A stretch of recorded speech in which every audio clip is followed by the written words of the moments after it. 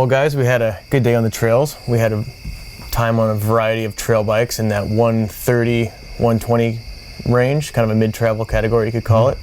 I know we each got a few laps on that, the Ibis Mojo 3. Yeah. The SLX 1X Works package, I think it's called. Yeah. It's also a plus bike, which is, you know, it's obviously it's the new up and coming wheel size category and tire size. What were your impressions? It was the only plus bike I rode today. Okay. And I thought that the plus concept fits really well in the trail category. I was pretty surprised at how well I got along with this bike. It just, to me, it felt pretty neutral. I mean, which is such not a buzzword to talk about a bike, but well, that's the thing, right? It's like it does.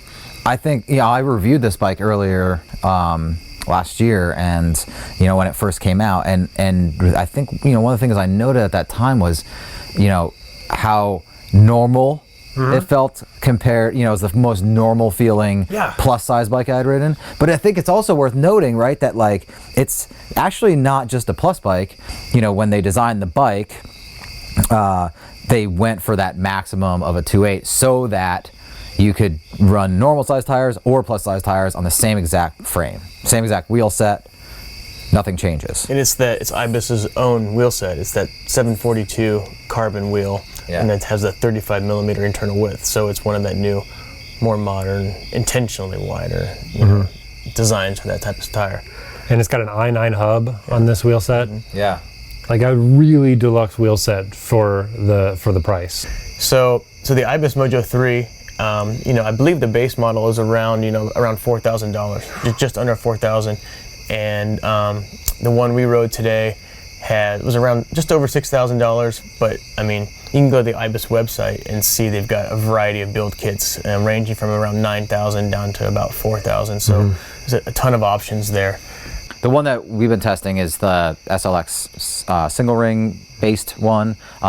We were supplied from Ibis with a few upgrades like handlebars and wheels and stuff, and suspension, I believe. Which a lot of that stuff, the customers, everybody has that option, right? Like you can get a 100 or 125 or 150 post, which I feel like it's cool. I mean, not all companies offer those sort of upgrades or options. More than that, on the post options, this is one of those frames that it's a straight uninterrupted seat post. So I have a 200 millimeter 9.8 post on my bike. Yeah. You could put that on this bike. Yeah, because you don't have bends in the tubes to interrupt how far you can insert a seat post. So yes, going along those lines, enough of this part stuff.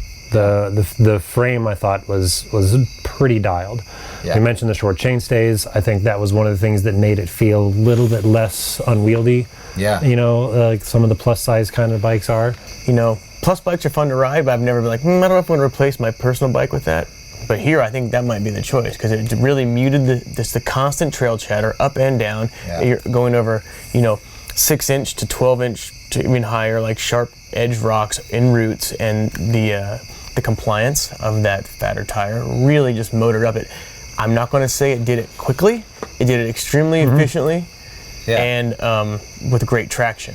What I really like about this bike is there were a lot of roots on our test course too, and so you'd go through the root mob, and you can pedal right through it without it interrupting your pedaling stroke and giving you pedal feedback and kickback and stuff. That was something I immediately noticed. I'm a huge fan of low bottom brackets, so therefore there's no free lunch. So sometimes you're gonna get a pedal strike. Yeah.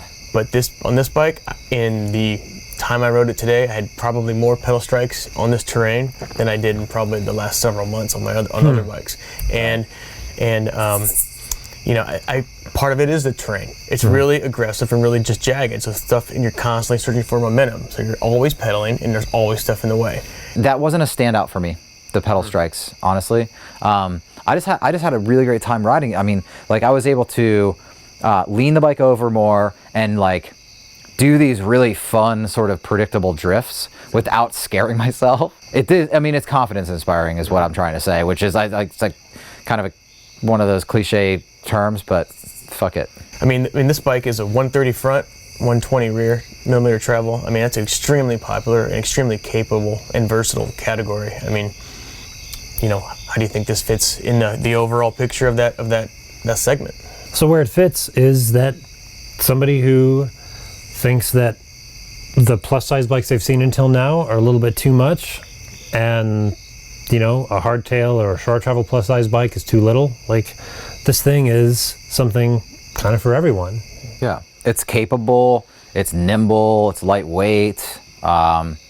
It's got that cool like Ibis boutique thing going on too.